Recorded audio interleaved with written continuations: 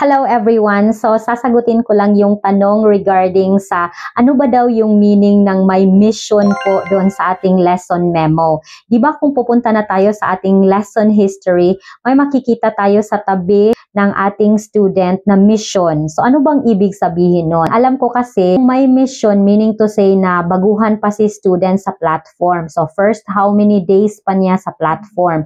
Pero, hindi pala. Kasi ang ibig sabihin pala, if naka-mission ka sa student, meaning to say, yung student na yon ay nag-bad feedback siya sa kanyang previous teacher. Kaya, extra careful po tayo kung mayroon tayong missioned student, dapat na extra effort po tayong magturo para mag-good feedback po sila sa atin. Tapos makikita mo dun sa my booking schedule natin, if naka-green na po yung flag, meaning to say na mission accomplished ka na kasi good feedback ka. Kung red flag ka naman, meaning to say failed yung mission mo to gain a good feedback of that parent or student kasi nag-bad feedback po siya sa inyo. Also, mayroon pang VIP. Ano daw yung VIP? Yun yung mga students na bagong enroll pa sa platform. So, dapat rin tayong mag-extra effort, including yung may demon, siyang icon na may demon. Yeah, galit yon. So, dapat yon na magandang pagkaka-deliver ng ating classes. For additional information lang po sa ating mga teacher. Thank you very much for watching this video and see you next time.